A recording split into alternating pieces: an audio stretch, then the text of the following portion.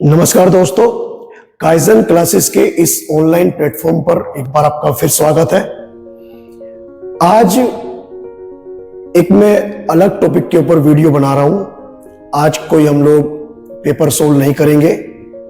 आज हम लोग आपके आने वाले जो बोर्ड एग्जाम्स हैं 2025, जितने भी स्टूडेंट क्लास 10th और 12th के हैं, बोर्ड एग्जाम 2025 में अपियर होने जा रहे हैं। आज का ये लेक्चर स्पेशली उन बच्चों के लिए है। देखिए, हर साल लाखों बच्चे एग्जाम में बैठते हैं, पूरे साल मेहनत करते हैं बच्चे, स्कूल में, कोचिंग में, घर पर। तो आज के इस लेक्चर में मैं आपको बताऊंगा कि ये जो आने वाले आपके सामने लगभग 2-2.5 महीने का जो टाइम रहेगा एग्जाम ड्यूरेशन का, उसमें आप अपने आप को किस तरह से मैनेज करें, अपनी पढ़ाई को कैसे मैनेज करें। सबसे बड़ी जो प्रॉब्लम रहती है वो है बच्चों के अंदर स्ट्रेस, एंजाइटी, टाइम को मैनेज करना, कितने घंटे की पढ़ाई करें, कितने घंटे की हम लोग नींद लें। रेस्ट भी बहुत जरूरी है, और जब तक आपका माइंड फ्री नहीं होगा तब तक आप पढ़ाई भी नहीं कर सकते। स्ट्रेस के माहौल में कभी भी पढ़ाई नहीं हो सकती। पढ़ाई करने के लिए आपको अपने माइंड को पूरी तरह से फ्री रखना पड़ेगा। अगर आपका मन, आपका दिमाग अगर इधर उधर कहीं भी इंगेज हो रखा है तो उसे आपको फ्री करना पड़ेगा। तो यही कुछ टॉपिक्स हैं आज के इस लेक्चर में, इस वीडियो में। आप लोग वीडियो को लास्ट तक देखिएगा, और जो जो पॉइंट मैं आपके सामने आज डिस्कस करने जा रहा हूं, आप लोग उन्हें ध्यान से सुनकर, और हो सकता है कुछ पॉइंट नोट भी करने पड़े, तो वीडियो को देखते हुए आप अपने साथ में एक कॉपी और एक पेन रखें। अगर कोई पॉइंट आपको लगता है कि इस पॉइंट में मैं फंसा हुआ हूं और कुछ प्रॉब्लम में मैं फंसा हुआ हूं, तो वहां से निकलने का अगर कोई रास्ता आपको इस लेक्चर के माध्यम से आपको मिले तो आप लोग देख सकते हैं। देखिए, सबसे पहले तो मैं बोर्ड एग्जाम में अपियर होने वाले 10th और 12th के जितने भी स्टूडेंट हैं ऑल ओवर द इंडिया, मैं सभी स्टूडेंट को बहुत बहुत शुभकामनाएं, बहुत बहुत बेस्ट विशेस के साथ मैं शुभकामनाएं देता हूं कि आपके एग्जाम बहुत अच्छे से हों। आप पूरे साल जो आपने पढ़ाई की है उसका अच्छा रिजल्ट आपको मिले। आपका दिमाग, आपका शरीर पूरी तरह हेल्दी रहे, क्योंकि हेल्दी शरीर के साथ साथ हेल्दी दिमाग भी होना बहुत जरूरी है, जैसा मैंने अभी कुछ देर पहले आपके सामने डिस्कस किया। देखिए, जब भी आपका एग्जाम का डे आएगा, अब जितने भी दिन आपके पास बचे, पहली बात तो हम इस मुद्दे पर बात करेंगे कि जितने भी दिन अब आपके पास बचे हैं एग्जाम के, आप उतने दिनों में क्या करें। अब सबसे पहले आप लोग 2 मिनट के 3 मिनट के लिए ये सुने कि क्या ना करें। क्या ना करें में सबसे पहला पॉइंट ये बताना चाह रहा हूं मैं आपको कि आप अपनी हेल्थ के लिए किसी भी तरह का रिस्क ना लें। ठीक है, जैसे सर्दियों का टाइम है, ठंड ज्यादा है, विंटर्स है, तो अपने आप को वेल कवर्ड रखें। कि आजकल नए नए इन्फेक्शंस हैं, और आपको पता ही है कि ये मौसम बहुत ज्यादा क्रूशियल है। इसमें अपने आप को बचाना सर्दी से और किसी भी तरह के इन्फेक्शन में बहुत जरूरी है, क्योंकि एक बार अगर आपको किसी भी तरह का इन्फेक्शन हुआ तो इसका मतलब आपकी पढ़ाई कम से कम 5 से लेकर 10 दिन के लिए पीछे हट जाएगी। ठीक है, और हो सकता है ज्यादा टाइम भी लग जाए। कई बार ऐसा होता है कि बच्चा या कोई भी आदमी इतना सीरियस हो जाता है इन्फेक्शन के कारण कि कई बार उसे हॉस्पिटलाइज भी होना पड़ता है, एडमिट होना पड़ता है। फिर टाइम ज्यादा लग जाता है। पहले तो वो रिकवरी में टाइम लगाएगा और उसके बाद में हो सकता है कि उससे कुछ दिन डॉक्टर रेस्ट भी बताए। तो सबसे पहले आप अपनी हेल्थ के लिए रिस्क ना लें, अपने आप को हेल्दी रखें, हेल्दी खाना खाएं, हेल्दी इन्वायरमेंट में रहें। दोनों तरह की हेल्थ को आपको मेंटेन करना है, ठीक है। कोई भी फूड ऐसा ना खाए कि जो इन्फेक्शन फैला सकता है, ओके। खाना कम खाएं, खाना इतना खाएं जिससे कि आपका शरीर चलता रहे, आपकी अंदर एनर्जी बनती रहे, बस इतना खाना, ठीक है। इधर उधर कहीं घूमने से बचे, टाइम वेस्ट ना करें। टाइम वेस्ट की भी एक बहुत बड़ी समस्या है। हो सके तो कुछ दिनों के लिए, लगभग 2 महीने के लिए मोबाइल से और जो भी आपके सोशल साइट्स है, फेसबुक, व्हाट्सएप, यूट्यूब, इनसे थोड़ा सा दूर रहे, ठीक है। तो मोबाइल से थोड़ा दूर रहेंगे तो थोड़ा क्या होता है कि उसमें आपको टाइम वेस्ट होता है। उसमें आप मोबाइल यूज करेंगे, हो सकता है किसी बच्चे ने मोबाइल तो लिया अपने काम करने के लिए और बाद में 3-3 घंटे, 4-4 घंटे, 5-5 घंटे रील्स देखने में टाइम वेस्ट कर दिया। टाइम चला गया। सुबह सोच के उठे थे कि हमें पढ़ाई करनी है, कोई मोटिवेशन रील देख ली या फिर कोई इस तरह की चीज देखी आप लोगों ने, और उसमें पता ही नहीं लगा कि कब 7 बज गए, कब 8 बज गए, 10 बज गए, 12 बज गए, 1 बज गया, 2 बज गए, 3 बज गए और पूरा दिन उसी में निकल गया। तो थोड़ा सा अपने आप को मोबाइल से दूर रखिएगा, ठीक है। ये तो था, मैंने आपको बताया कि क्या नहीं करना है, ठीक है। अब क्या करना है उससे हम लोग बात की शुरुआत करते हैं। सबसे पहला काम अब क्या करना है कि आपको अपना एक टाइम सेट करना है, ठीक है। जो आपका पढ़ाई का मटेरियल है, जो पढ़ाई का मटेरियल आपका बिखरा पड़ा है, बिखराव की स्थिति में है, उस बिखराव की स्थिति को आप हटाइएगा। अपने चारों तरफ एक ऐसा सेटअप, एक ऐसा इन्वायरमेंट तैयार करिएगा जो पॉजिटिव इन्वायरमेंट हो।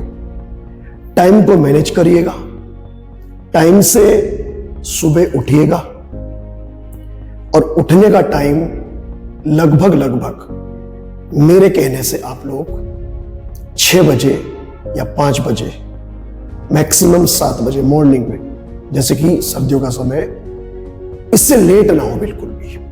एक्चुअली क्या होता है, लेट उठने से दिन का पूरा सेटअप, पूरे दिन का जो एक शेड्यूल है वो पूरा खराब हो जाता है। शरीर आलस्य में रहता है और अगर शरीर पूरे दिन आलस्य में रहेगा तो फिर वो जो एक एफिशिएंसी निकलनी चाहिए पढ़ने के लिए वो नहीं निकल पाती।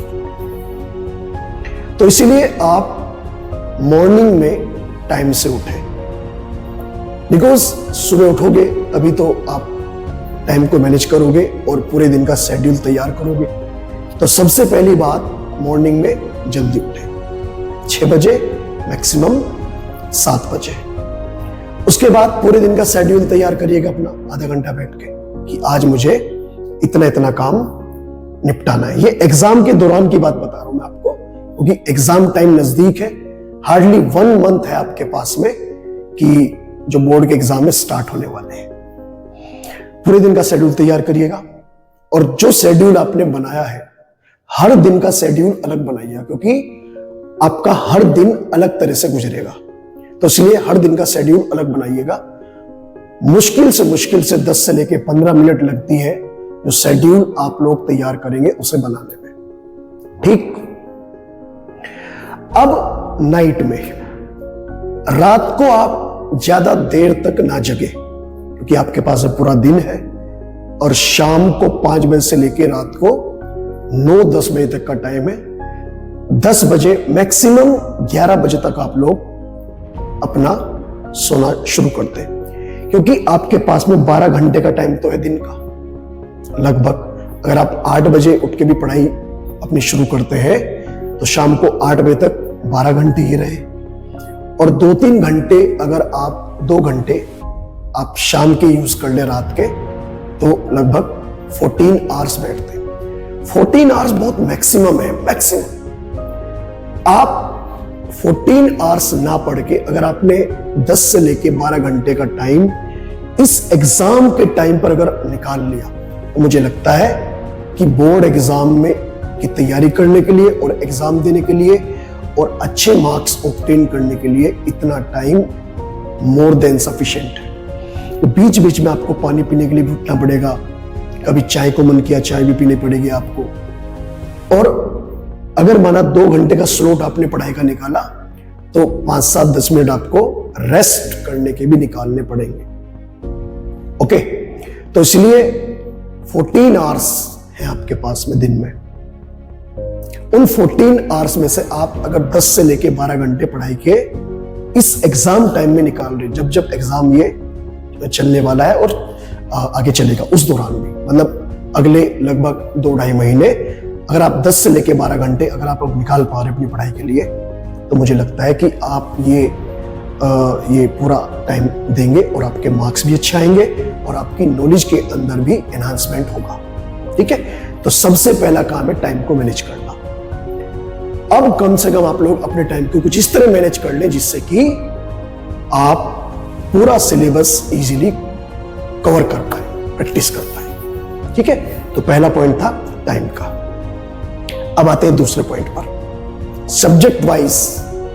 सभी बच्चों के पास में अपने अपने अलग अलग सब्जेक्ट है। कुछ बच्चों के पास में पीसीएम है, कुछ के पास पीसीबी है, इधर ऐसे ही कुछ के पास कॉमर्स में इकोनॉमिक और बीएसटी, अकाउंटेंसी, इंग्लिश, हिंदी, और ऐसे ही इधर फिजिकल वगैरह, जो भी अपने 5-5, 6-6 सब्जेक्ट जो भी आपने ले रखे, उन्हें आप कुछ पार्ट में डिवाइड करिएगा। इन सभी सब्जेक्ट में जो सब्जेक्ट आपके डिफिकल्ट है, जो आपको लगता है, जैसे हो सकता है किसी का फिजिक्स किसी को डिफिकल्ट लगता हो सकता है किसी को केमिस्ट्री डिफिकल्ट लगता हो सकता है किसी को मैथमेटिक्स डिफिकल्ट लगता हो। ऐसा नहीं है, हर बच्चे का की कोई ना कोई कमी होती है और हर बच्चा कोई ना कोई स्ट्रॉन्ग पॉइंट होता है। तो कोई भी, और ये भी हो सकता है कि किसी सब्जेक्ट के अंदर नहीं, उस सब्जेक्ट के अंदर जो चैप्टर है कि भाई मुझे तो ये चैप्टर बहुत डिफिकल्ट लगता है और इसमें मुझे ज्यादा टाइम लगेगा तैयार करने में, तैयार तो करना ही है। फॉर एग्जाम्पल कोई भी सब्जेक्ट आप लोग ले लें, ठीक है, तो स्लॉट वाइज जिसमें आपको डिफिकल्टी लगती है उसे थोड़ा सा कंपैरेटिवली अदर के रेस्पेक्ट में ज्यादा टाइम दें। अगर आप किसी एक सब्जेक्ट को 1 आवर 1 घंटा दे रहे डेली, तो जो डिफिकल्ट वाला सब्जेक्ट है उसे आप लोग 1.5 से 2 घंटे दें। ठीक है, और अब ये टाइम है कि सभी सब्जेक्ट को आप लोग इक्वल वेटेज दें, क्योंकि एग्जाम में भी हर एक पेपर का जो वेटेज है वो इक्वल है। पीसीएम, पीसीबी, इंग्लिश, हिंदी, कोई भी सब्जेक्ट हो, 100 मार्क्स का आपका सब्जेक्ट है, कुछ का प्रैक्टिकल और कुछ की थ्योरी। ओके, प्रैक्टिकल की हमने एक लास्ट वीडियो बनाई थी, प्रैक्टिकल को आपको कैसे मैनेज करना है, कैसे डील करना है, आप लोग उस वीडियो को देखिएगा तो आपको उसमें पता लग जाएगा। ओके, तो सब्जेक्ट डेली बेसिस पर जो आप लोग पढ़ें, न्यूमेरिकल सोल्व करें, गुड। प्रीवियस ईयर क्वेश्चंस आप लोग हर एक सब्जेक्ट में हर एक चैप्टर के जरूर लगाएं। पिछले साल के पेपर नेट से डाउनलोड कर ले, उनका प्रिंट निकलवा ले, और जितने भी क्वेश्चंस PYQ के हैं चैप्टर वाइज, आप लोग उन्हें बैठकर सोल्व करें। ठीक है, अच्छे से सोल्व करें।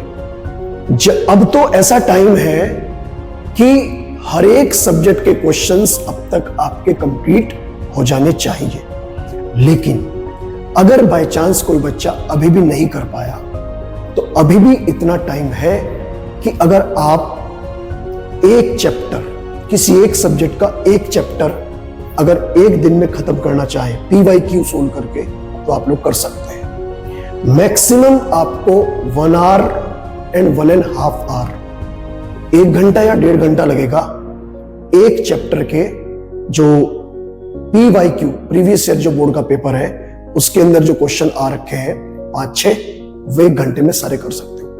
हर एक क्वेश्चन को आप लोग ऐसे सोल्व करें कि आप उसे एग्जाम में लिखने जा रहे हैं। हर एक क्वेश्चन को ऐसे सोल्व करें। जैसे एमसीक्यूज है तो उसे उसके अकॉर्डिंग सोल्व करें, न्यूमेरिकल है उसे न्यूमेरिकल के अकॉर्डिंग सोल्व करें। आएंगे अभी उसके ऊपर भी कि न्यूमेरिकल कैसे सोल्व करना है, थ्योरी कैसे सोल्व करनी है। ठीक है, तो आप PYQ जरूर करें।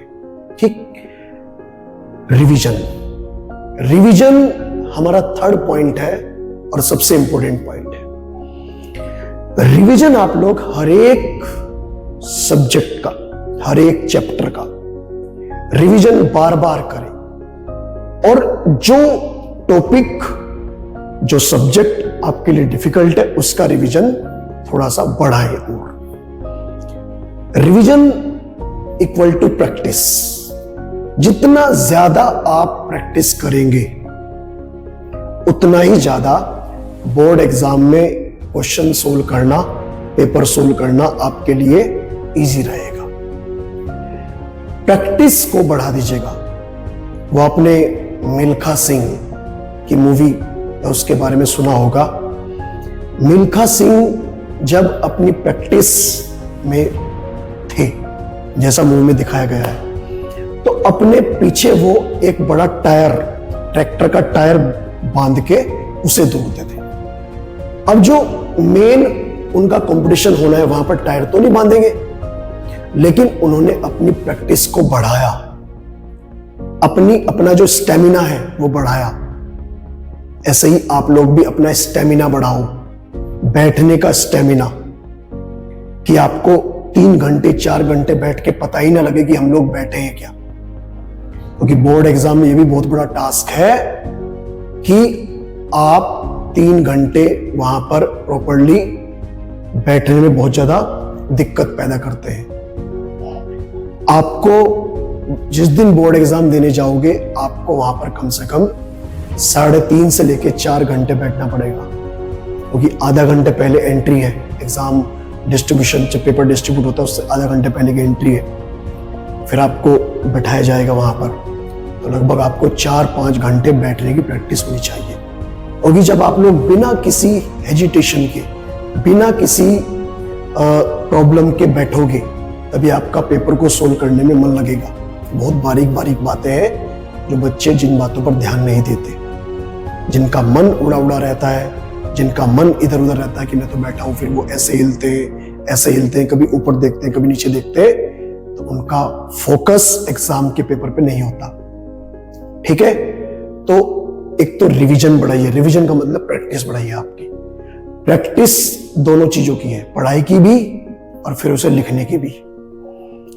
आजकल एक बहुत बड़ी समस्या से बच्चे जूझ रहे हैं।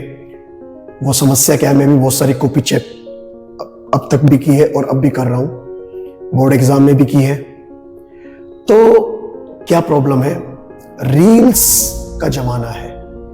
रील्स का जमाना का मतलब रील्स 10 सेकंड की, 20 सेकंड की, 50 सेकंड की रील है, तो उसे आप लोग बहुत फ्रिक्वेंटली स्क्रॉल करते हैं, आगे बढ़ाते आते हैं। मतलब मन आपका स्टेबल नहीं है, मन इतना ज्यादा अनस्टेबल हो चुका है कि अब आप चाहते हैं कि चाहे क्वेश्चन किसी भी तरह का हो, आप उसका आंसर एक ही लाइन में दे दें। ये थोड़ा सा हैबिट डेवलप हो गई है। लिखने की हैबिट कम होती जा रही है बच्चों के अंदर, तो अपनी लिखने की हैबिट बढ़ाइए। मैं बार बार बच्चों को बोलता हूं कि लिखने का तरीका थोड़ा बदलिएगा, प्रैक्टिस करिएगा। और इसका तरीका यह है कि कोई ना कोई टेस्ट सीरीज ज्वाइन कर लीजिएगा, या फिर जो PYQ है, प्रीवियस ईयर बोर्ड के जो ओरिजिनल क्वेश्चंस है, उन्हें आप लेके बैठिएगा कम से कम 2 घंटे के लिए।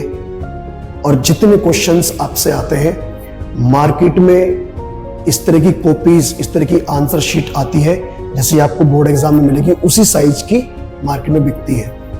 10 रुपए 15 रुपए कॉपी मिलती है। लगभग 10, 12, 15 कॉपीज परचेज कर लीजिएगा और एक पेपर को 2 घंटे में सोल्व करिएगा। थोड़ा कम टाइम लगाइएगा। जितने क्वेश्चंस आपसे आते हैं उन्हें सोल्व करिएगा। और जब भी आप कोई टेस्ट दें, जब भी आप लिखें, तो आप उसे प्रॉपर्ली लिखिएगा। तो लिखने की प्रैक्टिस आपकी कम होती जा रही है, क्योंकि पेशेंस खत्म होता जा रहा है बच्चों के अंदर। पेशेंस रखना बहुत जरूरी है। और वो ये सारा का सारा इफेक्ट रील्स का है। रील्स की वजह से पेशेंस कम होता जा रहा है। तो इसीलिए आप लोग प्रैक्टिस बढ़ाइएगा, रिवीजन बढ़ाइएगा, लिखने की प्रैक्टिस बढ़ाइएगा, बैठने की प्रैक्टिस बढ़ाइएगा। एग्जाम में बैठने की प्रैक्टिस भी होती है कि आपको 3-4 घंटे बैठना चाहिए कहीं भी। ओके? और जैसे ही आपकी 3-4 घंटे की बैठने की प्रैक्टिस हो जाएगी, उस केस में आपको एग्जाम सोल्व करने में, पेपर सोल्व करने में मन भी लगेगा। ओके? चलिए अब आते हैं नेक्स्ट पॉइंट पर। आप कोई पेपर सोल्व करने एग्जाम के दिन सेंटर पर जा रहे हैं, जहां पे आपका बोर्ड का सेंटर लगा है, और क्वेश्चन पेपर आपका डिस्ट्रीब्यूट हुआ। तो एक तो आपको आंसर बुकलेट मिलेगी, एक क्वेश्चन पेपर मिलेगा आपको। ठीक है? आप अपनी शीट पर बैठे हैं, तो 15 मिनट आपको मिलते हैं पेपर को पढ़ने के लिए। आप उन 15 मिनट को प्रॉपरली यूज करिएगा। पहले 15 मिनट आपको लगभग 10 AM पर, 10 AM पर आपको पेपर मिल जाएगा। 10 बजे से लेके 10:15 बजे तक, 10:15 तक आप 15 मिनट पूरा फोकस लगाकर हर एक क्वेश्चन को पढ़ें और माइंड मेकअप कर ले, माइंड तैयार कर ले कि मुझे ये वाले क्वेश्चंस करने हैं, जो क्वेश्चन ऑप्शन में है कि मैं ये करूंगा, ये करूंगा, ये करूंगा, ऐसे करके। सभी स्टूडेंट के लिए सलाह रहेगी मेरी। मतलब जब आप एग्जाम हॉल में बैठे ना, तो आपको इधर उधर कुछ भी दिखाई ना दे। बिल्कुल ऐसे जैसे जब द्रोणाचार्य ने अर्जुन को पूछा था निशाना लगाने के बाद में कि आपको क्या दिखाई दे रहा बेटा, तो उन्होंने कहा कि गुरुजी मुझे तो चिड़िया की आंख दिखाई दे रही है। ओके? लेकिन जो अर्जुन के जो और दूसरे भाई थे, जब द्रोणाचार्य ने उन्हें पूछा कि आपको क्या दिखाई दे रहा है निशाने पर, तो किसी ने बताया कि मुझे चिड़िया दिखाई दे रही है, किसी ने बताया कि चिड़िया के बराबर में एक और चिड़िया दिखाई दे रही है, किसी ने बताया कि पेड़ की टहनी दिखाई दे रही है, कोई बता रहा है कि मुझे तो पूरा पेड़ दिखाई दे रहा है। मतलब द्रोणाचार्य ये मतलब उनसे पूछना चाहते कि आपका ध्यान, आपका जो टारगेट है, क्या वो टारगेट आपको दिखाई दिया या नहीं दिया। अभी मुझे पता नहीं ऐसा हुआ होगा या नहीं हुआ होगा, लेकिन ऐसा बताते हैं। तो अर्जुन की तरह आपका ध्यान चिड़िया की आंख पर होना चाहिए था, क्योंकि द्रोणाचार्य के अकॉर्डिंग जो निशाना है वो चिड़िया की आंख है। ऐसे ही मछली की आंख, मछली की आंख पर निशाना लगाना था, वो अर्जुन ने लगाया।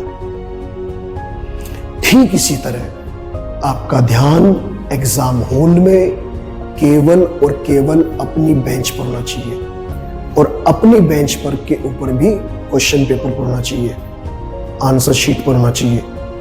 आपको पता ही ना लगे कि आपके बराबर में दूसरी शीट पर, दूसरे बेंच पर कौन स्टूडेंट बैठा हुआ है। आपको इतना टाइम मैनेज करना है। तो पहले 15 मिनट आपको क्वेश्चन पेपर को ध्यान से पढ़ना है। अच्छे से पढ़ें आप लोग उस क्वेश्चन पेपर को, और बिल्कुल माइंड मेकअप कर ले कि मुझे ये वाले क्वेश्चंस अटेम्प्ट करने हैं। ठीक? तो 15 मिनट अच्छे से क्वेश्चन पेपर को पढ़े, 10 बजे से लेकर 10:15 तक। अब आ जाइए आगे। उसके बाद 10:15 से लेकर 10:30 तक, लगभग 10:30 तक आपको जो आपकी आंसर शीट मिली है उसमें जो जो एंट्रीज आपको फिल करनी है, उन एंट्रीज को आप फिल करिएगा। जो जो एंट्रीज आपको फिल करनी है वो सारी की सारी आपके एडमिट कार्ड पर प्रिंटेड है। एडमिट कार्ड जैसे ही आपको मिलेगा आपके स्कूलों से, तो आप उस एडमिट कार्ड को अच्छे से पढ़ें, लेमिनेट करा ले उसे।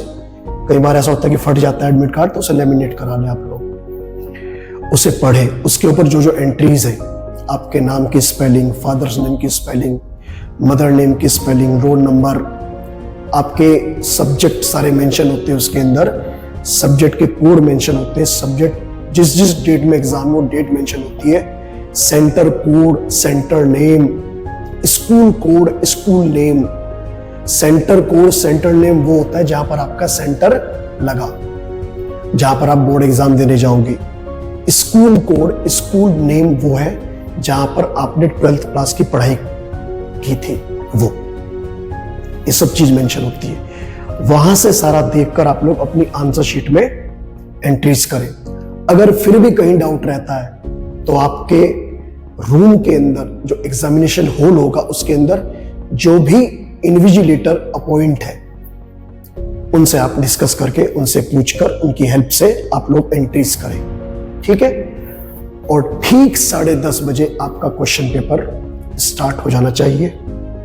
बिना टाइम को वेस्ट किए हुए आप अपने एग्जाम पेपर पर फोकस करें और एक एक क्वेश्चन को, मेरी तो आपको यह सलाह रहेगी कि आप क्वेश्चन पेपर को बिल्कुल स्टार्टिंग से करें, सीक्वेंस में करें। पहले सेक्शन ए, उसे पूरा करने के बाद section B, section C, section D और लास्ट में सेक्शन ई, हर एक सब्जेक्ट में। ओके, एमसीक्यूज है, असर्शन रीजन है, उनके तो आपको डायरेक्ट आंसर ही लिखने हैं। क्वेश्चन लिखने में टाइम वेस्ट ना करें। कॉपी पर जहां से आप लिखना स्टार्ट करें, सबसे क्लियर कट ऊपर लिख दे सेक्शन ए, बोल्ड करके, बॉक्स में बंद करके। ओके, फिर आप इस साइड लिखे answer number 1, answer number 2। MCQs को एक एक लाइन में जो भी उनका आंसर है प्रॉपर्ली लिख दें।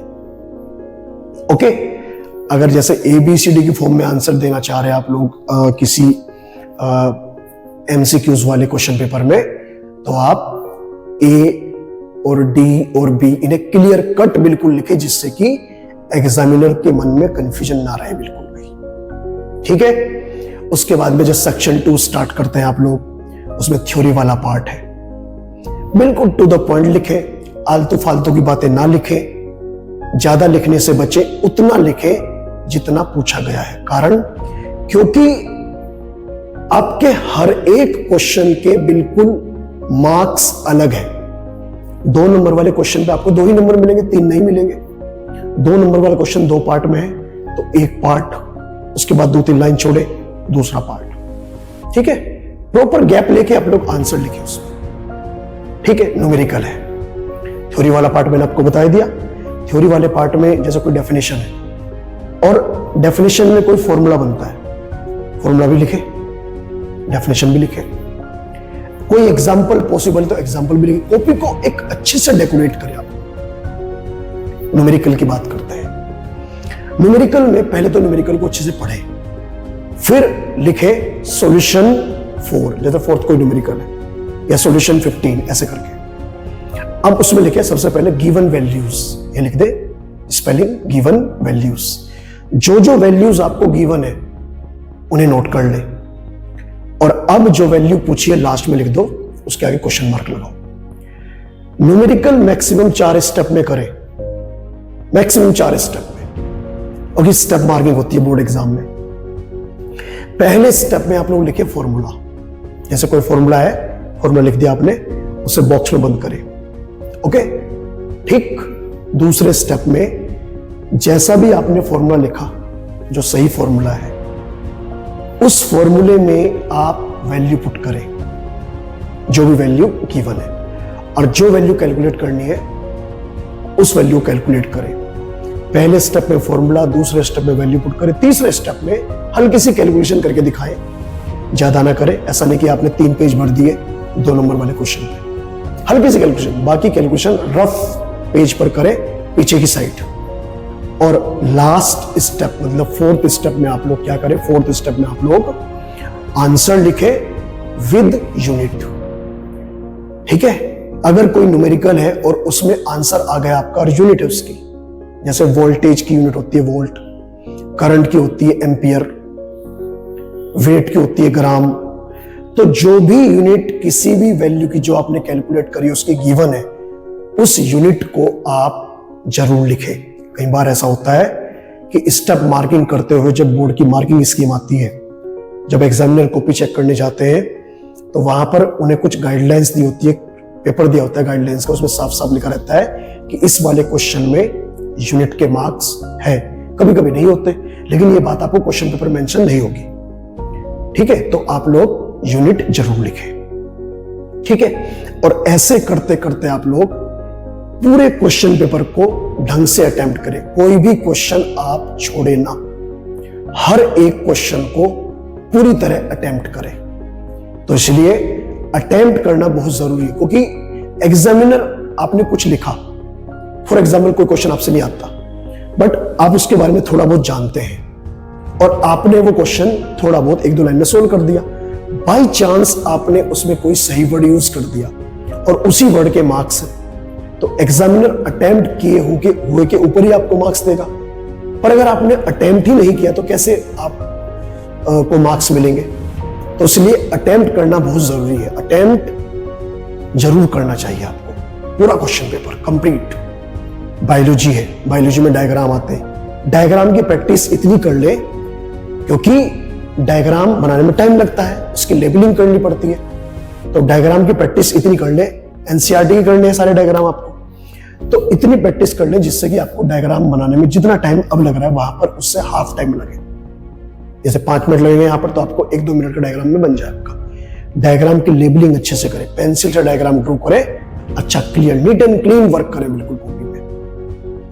ओके, छोटी छोटी बातों पर ध्यान दें, लेकिन शुरुआत यहीं से होगी कि जब आप एग्जामिनेशन हॉल में घुस जाएं, उसके बाद आपका ध्यान केवल और केवल आपके ही ऊपर होना चाहिए। आपके ऊपर का मतलब आपकी बेंच के ऊपर, आपकी चेयर के ऊपर, आपके क्वेश्चन पेपर के ऊपर और आपकी आंसर शीट के ऊपर। कोई आपके बराबर वाला स्टूडेंट क्या बोल रहा है, क्या कह रहा है, उससे आपको कोई मतलब नहीं होना चाहिए। इन एग्जामिनेशन हॉल ये काम बात करने वाला, डिस्कशन करने वाला, या तो आप एग्जामिनेशन हॉल में घुसने से पहले कर ले या एग्जाम फिनिश होने के बाद में। ठीक है, और लास्ट जो पॉइंट मुझे आज आपको बताना है वो ये कि फाइनली अगर बाय चांस किसी बच्चे की उम्मीदें ज्यादा मार्क्स लाने की है और अगर 1-2% मार्क्स किसे कम आ जाते हैं, कई बार बच्चे गलत कदम उठा लेते हैं, उल्टे सीधे कदम उठा लेते हैं, तो रिजल्ट जब भी आपका आएगा तो ये काम आपको नहीं करना है। परसेंटेज ठीक है, अच्छी चीज है, बढ़िया चीज है, कोई दिक्कत वाली बात नहीं परसेंटेज की। किसी वजह से अगर आपकी परसेंटेज में कमी है तो आप, ऐसा नहीं है कि आप हाथ धो के अपनी लाइफ के पीछे ही पड़ जाए, ये काम आपको नहीं करना है। क्योंकि देखो, सबकी अपनी अलग अलग प्रॉब्लम है, हर बच्चे की अपनी अलग प्रॉब्लम है, हर बच्चे की लाइफ अलग है। अपने आप को आप किसी से कंपेयर ना करें। अगर आप अपने आप को कंपेयर करते हैं तो मामला खराब है, नहीं कंपेयर करना आपको। सबकी मुश्किलें अलग अलग हैं, सबकी प्रॉब्लम्स अलग अलग हैं, तो इसीलिए अपने आप को दूसरों से कंपेयर ना करें। यह बात सही है, जिस बच्चे के सामने या जिस कैंडिडेट के सामने जितनी बड़ी मुश्किल, उसका दिमाग उतना ही ज्यादा खुलेगा, उसका दिमाग उतना ही ज्यादा ओपन होगा। मुश्किलों से घबराना नहीं, आपको मुश्किलों का डटकर सामना करना है।